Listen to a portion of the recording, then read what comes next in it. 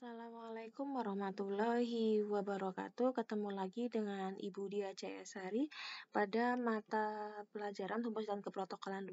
Kali ini Ibu membahas tentang bab 3, yaitu tentang notulen yang harusnya dibahas pada semester ganjil ya, paling akhir. Karena keterbatasan waktu, Ibu jelaskan hari ini. Kita ke belakang dulu tentang notula, karena notula ini kebanyakan akan keluar di soal ujian kompetensi dari tahun ke tahun. Langsung saja Ibu bahas tentang kita pembuatan notulen ya, catatan ringkasnya aja kalau notulen terlalu kepanjangan. Nah, di sini notulen nanti contoh ini ada di LKS halaman 41, silahkan dibuka sambil mendengar penjelasan dari saya ya. Nah, nanti kalian sesuaikan dengan video YouTube yang saya share kemarin, tinggal kalian kerjakan saja. Kemudian tugas ini mandiri. Bu, apakah boleh diskus dengan teman? Silahkan. Nanti mekanismenya ada 2 cara mengerjakannya. Yang pertama adalah kalian tulis tangan, kemudian dipoto, kemudian di WA. Kemudian yang kedua, mekanisme kedua adalah kalian mengerjakan di Camilo seperti latihan uraian. Di situ nanti sudah ada tulisan yang saya ketik, misalkan judul, hari, tanggal. Nah, nanti kamu tinggal masukkan saja seperti itu. Kemudian dikirim di Camilo ya, seperti itu. Nanti mekanismenya seperti apa, tunggu info dari saya. Langsung saja di sini judul notulennya bisa kalian ganti. Misalkan di sini notulen jejak pendapat para ahli acara ILC di TV One, judulnya seperti itu.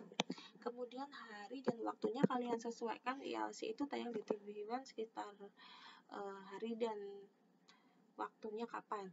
Kalau misalkan di TV itu ada atau di bawah layar itu ada, boleh ditulis ulang. Kalau nggak ada, bisa kalian karang sendiri, tapi sesuaikan dengan jam aslinya.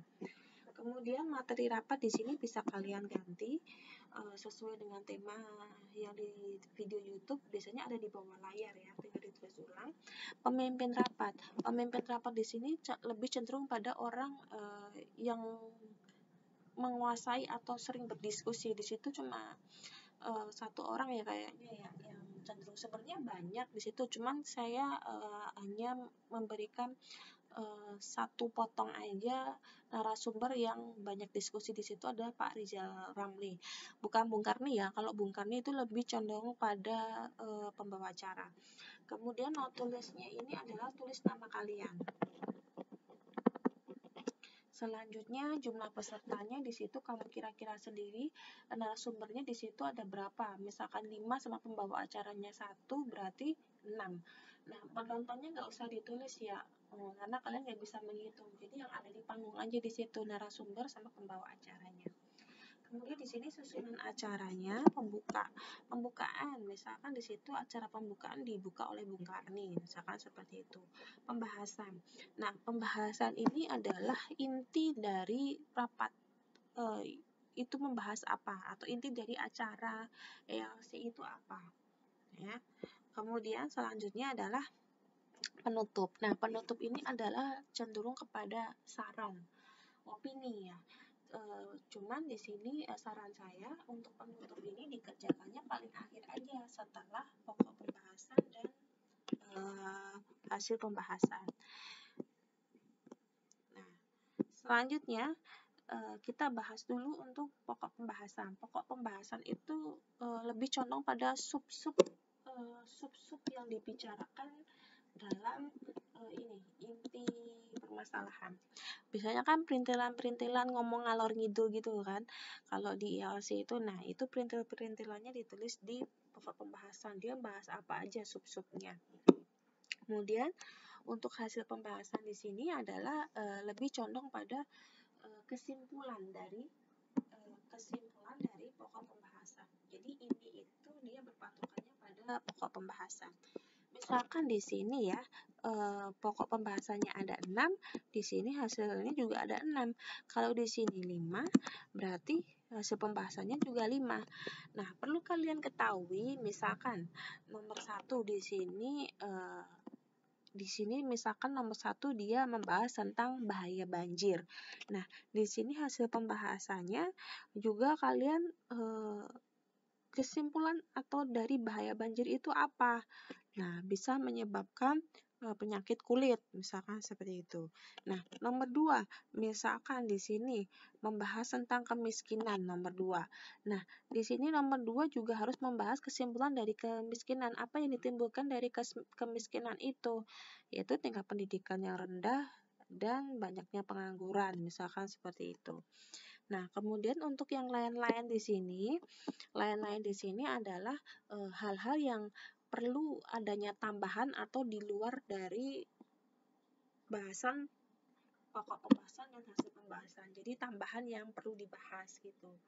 Nah, di sini saya contohkan di sini ya. Materi rapat misalkan tentang kenakalan remaja di bangku SMA. Susunan acara pembukaan rapat dibuka oleh Bu Risma. Kemudian pembahasannya adalah tentang bahaya yang ditimbulkan dari kenakalan remaja. Nah, langsung bahas ke pokok pembahasan dulu. Apa aja yang perlu dibahas di sini? Ada 3 item ya. Berarti hasil pembahasannya juga harus 3. Nah, yang pertama adalah dia penyebab kenakalan remaja. Kesimpulannya adalah salah pergaulan dan pilih teman. Masih nyambung kan? Jadi harus sinkron atau match. Kemudian yang kedua adalah tentang contoh kenakalan remaja. Hasil pembahasannya adalah contohnya apa saja, misalkan tawuran antar pelajar, merokok, memakai obat-obat terlarang. Kemudian yang ketiga adalah dampak negatif dari kenakalan remaja. Hasil pembahasannya kesimpulannya adalah siswa tidak fokus sekolah karena lebih condong kepada mental yang buruk ya, mental perusak seperti itu. Jadi masih nyambung. Nah, kemudian baru lari ke saran penutupnya. Jadi setelah melakukan pokok pembahasan sama hasil pembahasan, kita lari ke saran. Sarannya apa? Saran itu opini ya, jadi pendapat sih.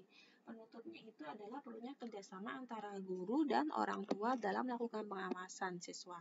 Kemudian yang kedua adalah pentingnya religi yang dipupuk sejak dini sebagai benteng dari pengaruh pergaulan buruk seperti itu. Nah, lainnya di sini yang perlu dibahas adalah di luar dari yang kita bahas tadi. Misalkan di sini adalah dilakukan razia di lingkungan sekolah setiap hari Senin, misalkan seperti itu. Nah, razia itu kan sudah di luar dari pokok pembahasan yang kita bicarakan tadi kan. Nah, selanjutnya penutupnya bisalah kalian garang sendiri. Nah, seperti itu ya. Ini juga penutupnya itu lebih condong ke saran dari permasalahan yang ada di pokok dan hasil pembahasan. Kemudian selanjutnya adalah notulis di sini ditulis nama kalian ya. Kemudian pemimpin rapat di sini ditulis namanya siapa, Pak Adil Ramli kan di YouTube kemarin. Nah, itu saja yang Ibu jelaskan. Jika kurang paham dan tidak jelas bisa kita diskusikan di grup ya. Jadi biar teman-teman kalian juga tahu. Boleh nggak Bu kita ngerjain bareng sama teman? Boleh, silakan. Harus dikerjakan ya karena nanti ini akan keluar di uji kom sama persis nanti untuk pembuatan sistematikanya. Oke ya, sekian dulu penjelasan dari Ibu. Untuk deadline-nya kemungkinan minggu ini sekitar hari Jumat ya. Nanti infonya mengerjakannya di mana tunggu dari Ibu. Sekian dulu dari Ibu. Wassalamualaikum warahmatullahi wabarakatuh.